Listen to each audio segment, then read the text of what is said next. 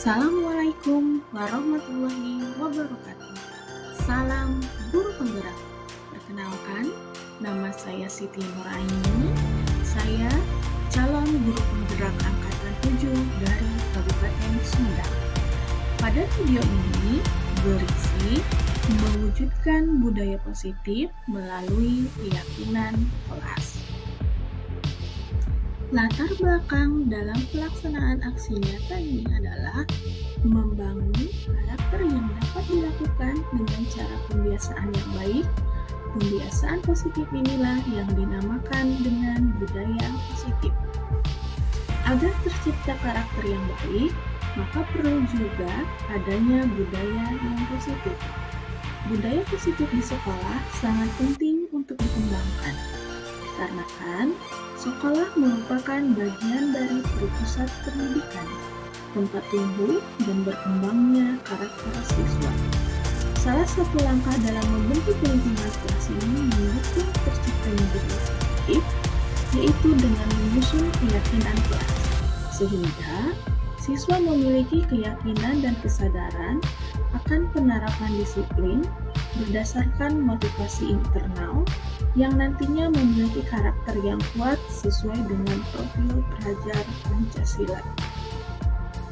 Tujuan dilakukannya aksi nyata ini, yang pertama, mewujudkan budaya positif di sekolah yang mendukung suasana belajar yang aman dan menyenangkan melalui kesepakatan keyakinan kelas. Yang kedua, membangun karakter yang baik dan merdeka belajar bagi semua peserta didik untuk menuju profil pelajar Pancasila. Tolak ukur keberhasilan dari pelaksanaan aksi nyata ini, yang pertama, terciptanya keyakinan kelas yang disepakati bersama. Yang kedua, peserta didik menerapkan keyakinan kelas secara konsisten. Yang ketiga, karakter peserta didik menjadi lebih baik dan santun dengan indikator jarang bahkan tidak ada yang melakukan pelanggaran kesepakatan atau keyakinan kelas. Lini masa tindakan yang dilakukannya adalah menjelaskan mengenai budaya positif kepada rekan sejawat, mendiskusikan kesepakatan kelas yang mengacu pada budaya positif dengan rekan sejawat, membuat keyakinan kelas, mengajak rekan sejawat yang lain untuk membuat kesepakatan kelas di kelasnya masing-masing.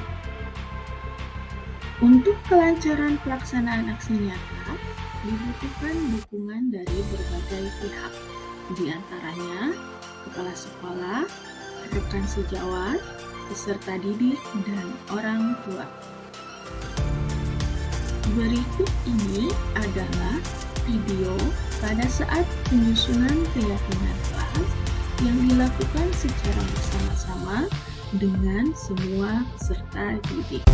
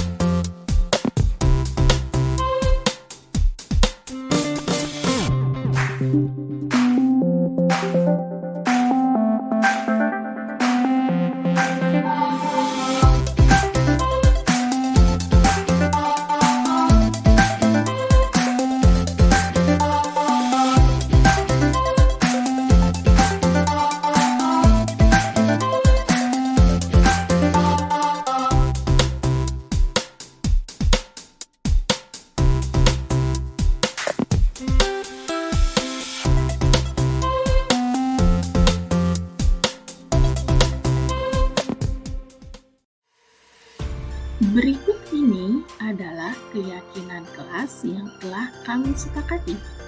Yang pertama, hadir di sekolah tepat waktu. Yang kedua, saling membantu, menghormati, dan menghargai. Yang ketiga, angkat tangan bila mau berpendapat. Yang keempat, kelas selalu dalam keadaan bersih, rapi, dan nyaman. Dan yang kelima, senyum, sapa, salam, dan sopan kepada guru di sekolah. Berikut ini merupakan video penyebaran pemahaman budaya positif kepada rekan sejawat. yang dilanjutkan dengan diskusi mengenai penerapan budaya positif di sekolah kami.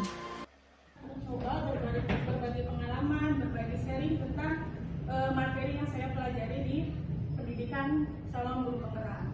Terutamanya yang akan kita sharing sekarang adalah mengenai budaya positif.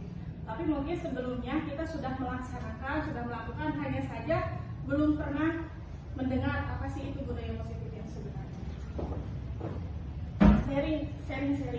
Nah, di sini saya akan mencoba menjelaskan mengenai budaya positif. Budaya positif itu apa sih? Jadi, budaya positif itu dibangun melalui 5 kegiatan atau 5 pembiasaan. Yang pertama, budaya positif itu dibangun dari disiplin positif dan nilai-nilai kebajikan universal. Yang kedua, dibangun dari teori motivasi, hukuman dan penghargaan, dan restitusi. Yang ketiga, adanya keyakinan kelas. Yang keempat, berdasarkan kebutuhan dasar manusia dan posisi kontrol. Yang kelima, adanya segitiga restitusi. Nah, dari kelima kegiatan inilah nanti akan muncul pembiasaan atau sikap-sikap positif yang muncul di lingkungan sekolah. Dan itulah yang disebut dengan budaya positif. Jadi budaya positif itu adalah pembiasaan atau sikap-sikap positif yang sudah muncul di lingkungan sekolah. Dan itu yang disebut dengan budaya positif. Yang pertama, untuk melakukan budaya positif, adanya perubahan paradigma mengenai teori kontrol. Apa sih perubahan paradigma itu? Paradigma itu pemikiran. Yang pertama, adanya ilusi guru mengontrol murid. Yang bagaimana guru mengontrol murid? Pada dasarnya, kita tidak dapat memaksa murid untuk berbuat sesuatu jika murid tersebut memilih untuk tidak melakukannya. Walaupun tampaknya guru sedang mengontrol perilaku murid, hal demikian terjadi karena murid mengizinkan dirinya untuk dikontrol. Jadi intinya, dalam ilusi mengontrol murid itu, kita tidak bisa memaksakan kehendak terhadap murid kalau murid tidak mau. Mengenai teori perilaku manusia, teori motivasi, yang tadi itu yang masih nyambung dengan disiplin. Jadi teori manusia perilaku manusia itu ada 3. Yang pertama, untuk menghindari ketidaknyamanan atau hukuman. Seperti tadi, misal abi mah datang isu sekolah teh karena di sini saya kan ibu atau masih lama kayak pengalaman tentang orang goreng itu kepala misalnya. Itu. Yang kedua, untuk mendapatkan imbalan dari orang lain. Ya, orang ambil datang isu dalam pengawas terpencari di neraka gitu. Soalnya pengawas dari kebenaran. Datang isu udah pada di sana amekan itu pengawasnya dibagus-baguskan. Itu termasuk ke dalam motivasi eksternal dan itu tidak akan bertahan lama. Yang ketiga adalah untuk menghargai diri sendiri. Nah, itu motivasi yang internal.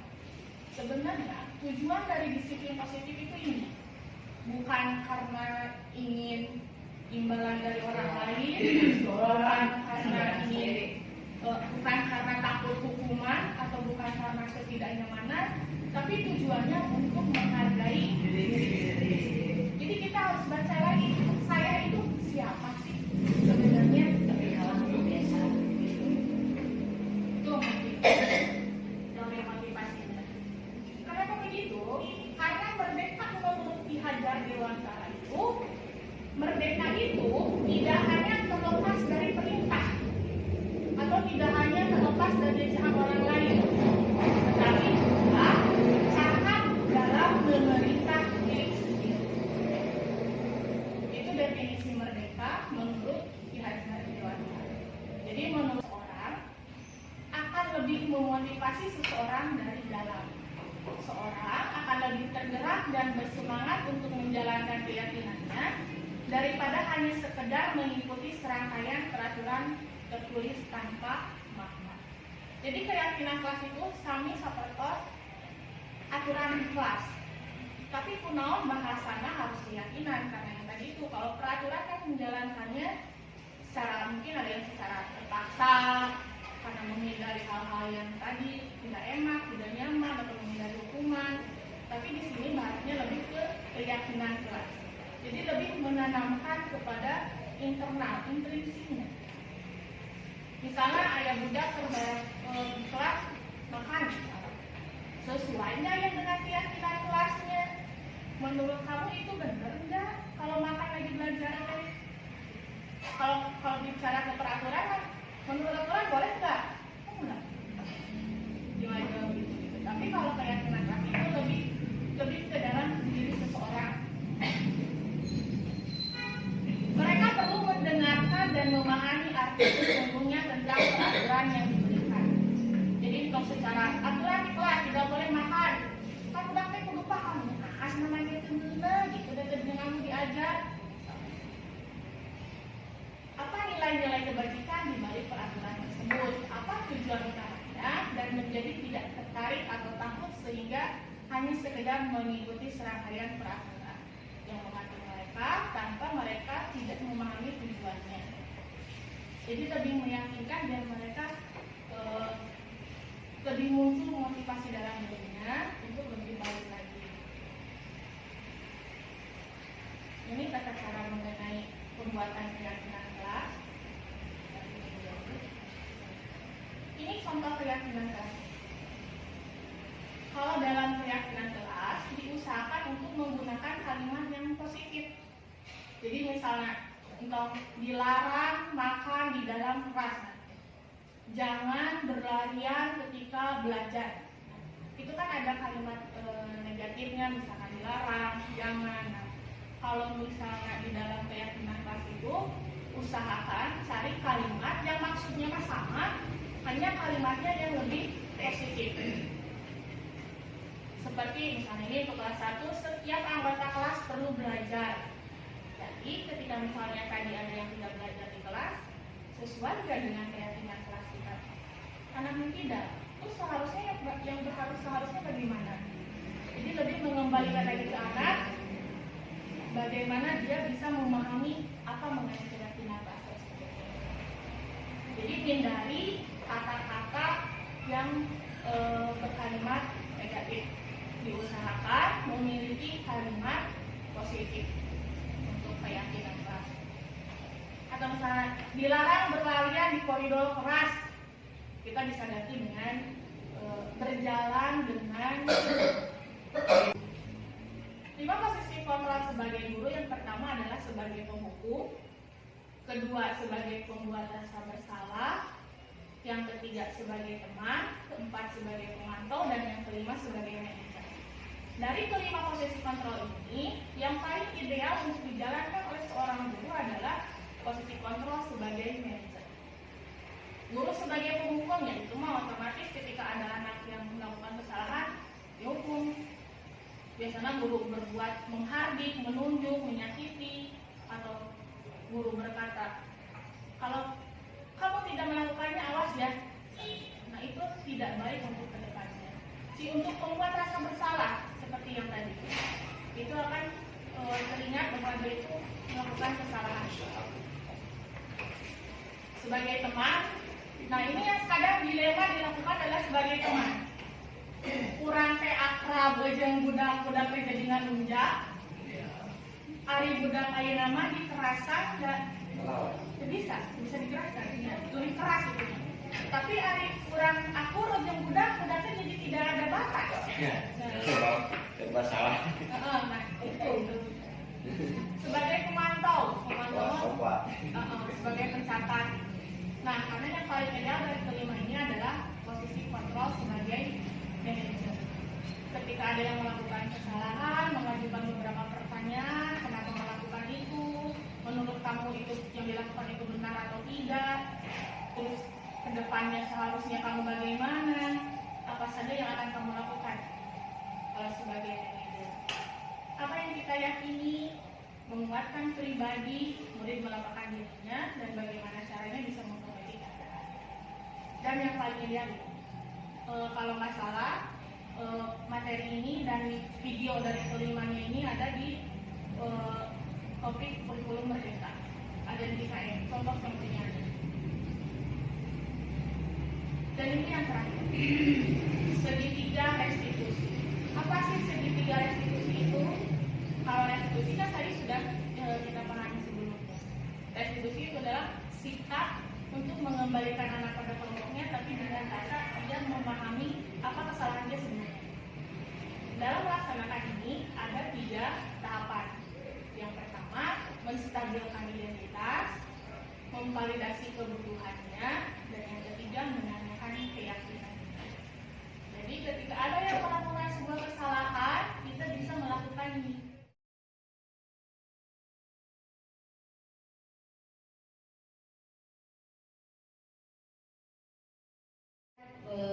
Kayak di rumah yang berpendapat anak itu seperti kertas kan ya, putih tidak yang berpendapat dalam para filosofis kan itu.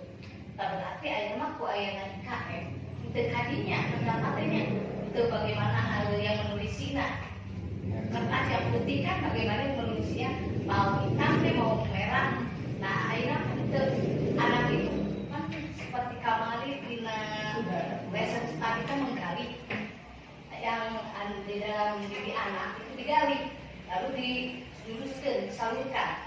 Aimah langsung mendengar doa di dalam diri anak itu tidak seperti ditulisi, itu langsung bisa langsung disalurkan berarti untuk melalui proses tadi ditulisi oleh misalkan orang tua anak itu secara Itu kan merupakan filosofis ya, filosofis bahwa anak adalah selembar kertas. ya. Sebenarnya filosofis itu masih sampai sekarang. Anak bagaikan selembar kertas. Tapi yang harus kita pahami, siapa yang menulisnya? Apakah kita sebagai guru perlu menulisan kertas? Nah, filosofisnya pemahamannya sampai sekarang anak sebagai seorang kertas yang harus menulisnya itu adalah anaknya sendiri. Anak mau nulis naon, terserah anak, jangan sampai kita yang nulis duluan. Jadi untuk orang menitah ibaratnya. Tapi kita pahami dulu karakteristik anaknya seperti apa. Karena kalau untuk kurikulum merdeka, jadi anak itu diibaratkan sebagai bibit tanaman. Sebagai bibit tanaman dan guru itu diibaratkan sebagai petani. Tanaman yang ditanam, dipupuk, disemai setiap hari, dirawat. Kalau kita menanamnya dengan baik, insya Allah kan nanti hasilnya juga akan. Nah, kalau menurut kurikulum merdeka, filosofisnya adalah itu. Jadi guru itu sebagai petani, hanya sebagai amo, hanya mengarahkan. Kalau menurut pandangan saya mengenai siswa adalah selembar kertas putih itu masih sampai sekarang. Tapi yang harus kita bedakannya, yang harus kita pahami adalah siapa yang harus menulis di kertas itu. Bukan kita yang nulis duluan, anak mengikuti. Tapi si anaknya disuruh menulis sendiri, kita yang mengarahkan berdasarkan karakter anak tersebut. Jadi kalau menurut saya baca gua Bima, pelajaran ini semua di luar negeri mah awas gitu nggak jadi keluarga deh. Anak dari mulai kecil sudah mulai bertanggung jawab untuk dirinya sendiri. Misalnya kamu manena oleh kafe sampai malam, anak sudah tahu bahwa perbuatan itu salah sebenarnya. Dia akan tahu bahwa jam sekian harus berhenti, jam sekian harus belajar. Karena pendidikannya kelas iya kan. Sebenarnya nama gitu. Kan hari kurang, kurang pendidikan zaman kolonial. Belanda kan, untuk daek mana ditembak, untuk nurut mana dihukum. Tapi jauh Belanda, kakolot urang. Kolot urang ini ada di budak itu. Mereka kudu kieu, sesuai dengan keinginan orang tua. Jadi perilaku anak teh, barisnya contoh perilaku orang tua. Anu teh satu juta berontak. Jadi anak teh bisa berontak, bahkan bisa bertengkar dengan orang tua. Satu kurikulum dia mah bisa gitu. Bisa. Jadi budak teh berjalan sesuai karakter yang ada dalam dirinya. Kita sebagai guru hanya membimbing. Budak teh gitu. Tujuan banyak kalau kamu di dalam kamu ini belajar, kamu main-main bagus juga. Ada waktu untuk bermain-main, yaitu waktu istirahat. Sekarang waktu belajar, bapak maki itu kalau kali ciri suatu kelas, juga belum kesal. Nanti bapak, sok, kamu dah dekat bapak, sok. Yuk kami saya berangkat ngaji biarnya. Tapi sebenarnya mungkin sudah ada beberapa yang dilaksanakan, tapi kitanya belum sadar. Nah, budaya positif. Jadi bukan diulangi deui, kadang teringat berenangnya jadi kita sadar bahwa itu kan termasuk ke dalam suatu budaya yang positif. Jadi ternyadar bahwa Nah, memang sekali pacar. Kejadian balageun. Dari Kalimantan itu positif. Cing, itu batu kayak cing. Bukan jadi Kebiasaan udah susah di yang melakukan kesalahan teh jangan menjudge yang dilakukan kemana salah ulah kurang tapi dilakukan salahnya kudu cek sebenarnya sadar dari salah. inti nama dan budaya-budaya positif. Nah, ketika ada peraturan diganti dengan keyakinan, pantesan kan ada apa? Aturan kan ada untuk dilanggar, benar gitu ya. Coba kalau keyakinan, mungkin kan keyakinan ada untuk tidak diyakini. Keyakinan diri.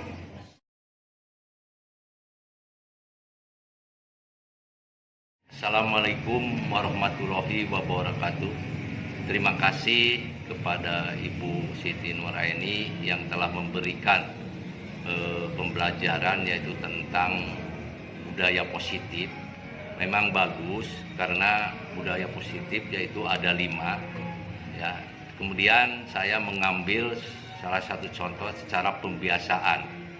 Nah, di dalam olahraga pembiasaan itu contohnya hari Jumat yaitu pembiasaan senam bersama. Kemudian anak-anak itu pembiasaan sebelum masuk sekolah itu bermain sepak bola di alun-alun.